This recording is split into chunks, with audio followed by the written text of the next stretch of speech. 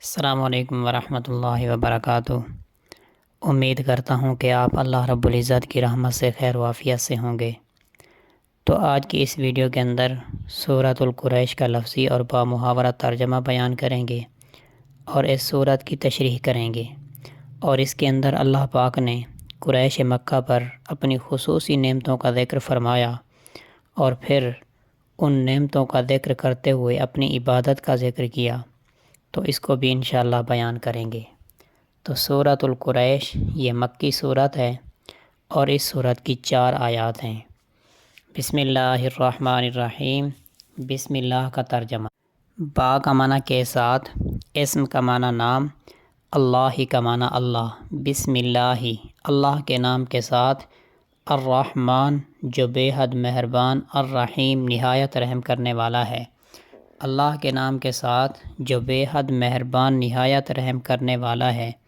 لإیلاف قریش، لإیلافی لام کا معنی کی وجہ سے، ایلاف کا معنی محبت، قریش کا معنی قریش، قریش کی الفت رکھنے کی وجہ سے۔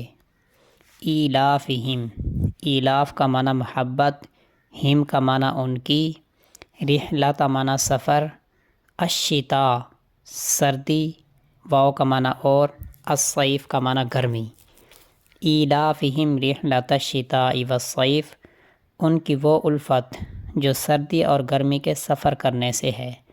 فَلْيَعْبُدُوا رَبَّ هَذَا الْبَيْتِ فا کا معنی پس، لام کا معنی چاہیے، یعبدو کا معنی وہ عبادت کریں، فَلْيَعْبُدُوا پس چاہیے کہ وہ عبادت کریں، رب کا معنی رب، ہذا کا معنی اس، بیت کا معنی گھر، فَلْيَعْبُدُوا رَبَّ هَذَا الْبَيْتِ پس چاہیے کہ وہ عبادت کریں اس گھر کے رب کی۔ الذی اطعمہم من جوع الذی وہ رب جس نے، اطعم کھانا کھلایا، ہم کا معنی ان کو، الذی اطعمہم وہ رب جس نے کھانا کھلایا ان کو، من کا معنی سے، جوع کا معنی بھوک، الذی اطعمہم من جوع وہ ذات وہ رب جس نے انہیں بھوک میں کھانے کو دیا، وآمنہم من خوف واو کا معنی اور، آمنہ کا معنی امن دیا، ہم کا معنی ان کو، من کا معنی سے، خوف کا معنی خوف، اور امن دیا ان کو خوف سے۔ سورۃ القریش کی تشریح۔ اللہ تبارک و تعالیٰ نے مکہ مکرمہ میں اپنے خلیل حضرت ابراہیم علیہ السلام سے کعبہ مکرمہ تعمیر فرمایا اور اس کا حج مشروع فرمایا۔ زمانہ اسلام سے پہلے بھی اہل عرب اس بیت اللہ کا حج کرتے تھے، چونکہ کعبہ شریف مکہ مکرمہ میں واقع تھا جسے بیت اللہ کے نام سے لوگ جانتے تھے اور مانتے تھے، اس لیے قریش مکہ کی پورے عرب میں بڑی عزت تھی۔ اہل عرب لوٹ مار کرنے کا مزاج رکھتے تھے، لیکن اہل مکہ پر کبھی کوئی حملہ نہیں کرتے تھے۔ اسی کو سورۃ العنکبوت کے اندر اللہ تعالیٰ نے ارشاد فرمایا، اولم یروا انا جعلنا حرما آمنا کیا انہوں نے نہیں دیکھا کہ ہم نے حرم کو ان کے لیے امن کی جگہ بنا دیا، وَيُتَخَطَّفُ النَّاسُ مِنْ حَوْلِهِمْ اور لوگوں کو ان کے ارد گرد سے اچک لیا جاتا ہے، أَفَبِالْبَاطِلِ يُؤْمِنُونَ کیا وہ باطل پر ایمان لاتے ہیں، وَبِنِعْمَةِ اللَّهِ هُمْ يَكْفُرُونَ اور اللہ کی نعمتوں کی ناشکری کرتے ہیں۔ یوں تو گزشتہ زمانہ سے ہی اہل عرب اہل مکہ کا اکرام و احترام کرتے تھے۔ جب سے اصحاب فیل کا واقعہ پیش آیا اور عرب میں یہ بات مشہور ہو گئی کہ اللہ تعالیٰ نے ان کو دشمنوں سے محفوظ فرمایا، تو اور زیادہ ان کے قلوب میں اہل مکہ کی عظمت بیٹھ گئی۔ یہ جو ان کی حرمت مشہور و معروف تھی، اس کی وجہ سے پورے عرب کے علاوہ دوسرے علاقے کے لوگ بھی ان کا احترام کرتے تھے۔ مکہ معظمہ چٹیل میدان تھا، اس میں پہاڑ تھے، پانی کی بھی کمی تھی، نہ باغ تھے نہ کھیتی باڑی۔ زندگی گزارنے کے لیے ان کے پاس ذرائع معاش عام طور پر نہیں پائے جاتے تھے۔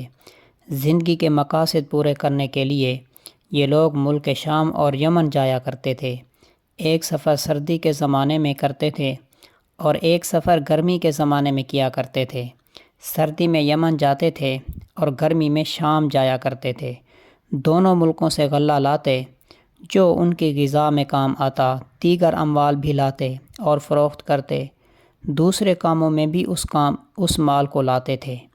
ابو سفیان کو ہرقل نے بلا کر جو رسول اللہ صلی اللہ علیہ وسلم کے بارے میں سوال و جواب کیے تھے، وہ اسی تجارت کے سلسلے میں گئے ہوئے تھے۔ کفار قریش کا تجارتی قافلہ بیت المقدس پہنچا ہوا تھا۔ اللہ تعالیٰ نے اہل مکہ کے لیے سردی اور گرمی کے سفروں کو ان کے کھانے پینے اور پہننے کا اور کعبہ شریف کی عظمت اور حرمت کو ان کے امن کا ذریعہ بنا رکھا تھا۔ سورۃ الفیل میں کعبہ شریف کی حفاظت کا ذکر ہے، جس کی وجہ سے قریش کو امن و امان حاصل تھا۔